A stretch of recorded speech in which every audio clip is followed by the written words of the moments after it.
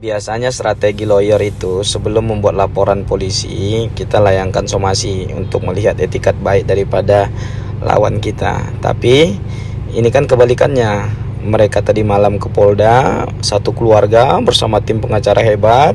Nah kemudian ditunggu sampai jam 10 malam ya, ternyata LP nggak terbit. Karena LP nggak terbit, terbitlah somasi. Tadi pagi somasi dikirim ke klien kita, Ayu. Dan kemudian saya tanya sama Ayu, gimana terhadap somasi itu? Kita jawab, kita balas atau gimana? Udah cuekin aja.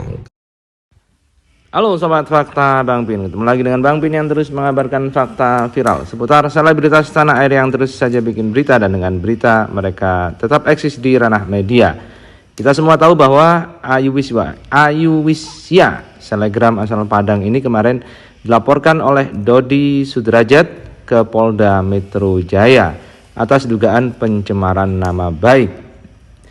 Namun kita tahu juga bahwa Mirwansyah SH yang juga pengacara dari Kim Haut langsung memberikan bantuan hukum kepada Ayu Wisya dan menjadi pengacaranya. Dan dalam kesempatan ini pengacara dari Kim Haut yakni Mirwansyah Lubis itu membongkar kegagalan strategi dari pihak Dodi Sudrajat. Nah, bagaimanakah kegagalan strateginya dan juga bagaimanakah langkah-langkah yang akan diambil oleh Mirwansyah? Yuk kita simak saja kupas tipis-tipis fakta Bang Pin kali ini. Like, subscribe, and komen jadi ditunggu, dan jangan lupa selalu ada doa dalam setiap lentikan jarimu.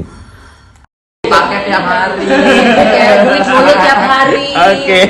Duit masuk kan? Gimana bisa tidur? Duitnya banyak.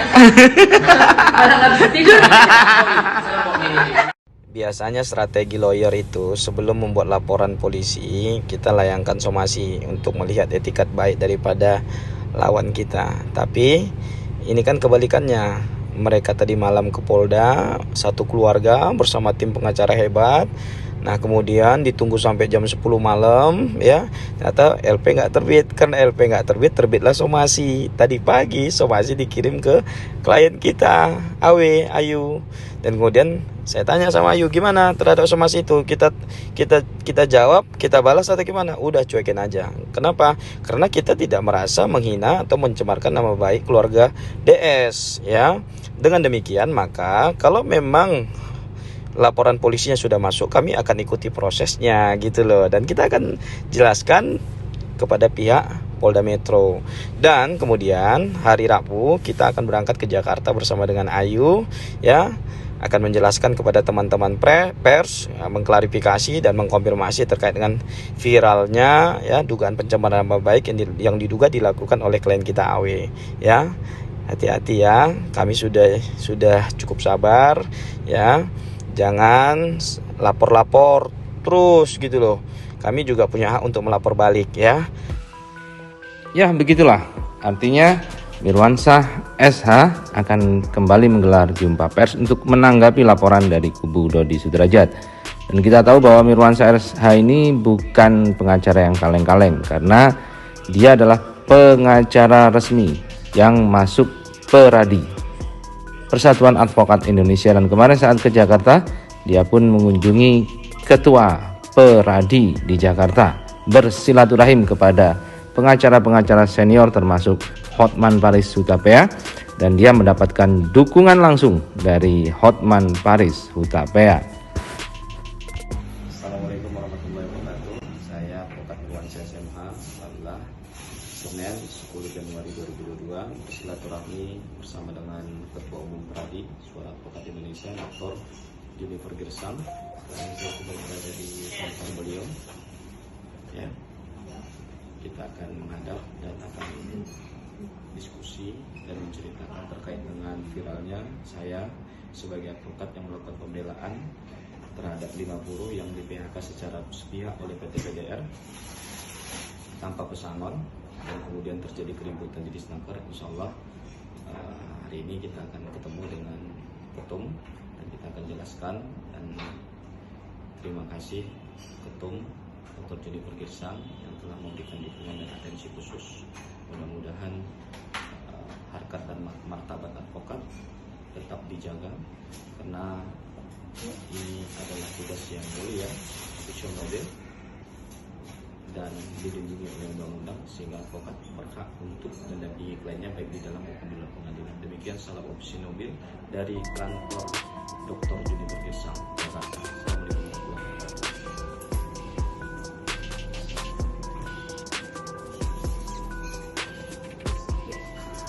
wabarakatuh. Terus gitu loh. Kami juga punya hak untuk melapor balik ya.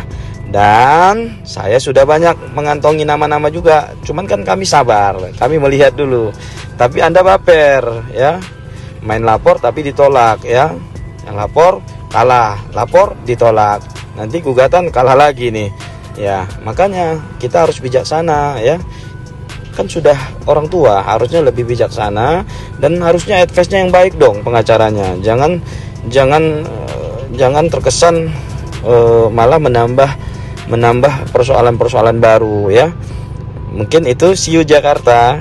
Demikian. Assalamualaikum warahmatullahi wabarakatuh.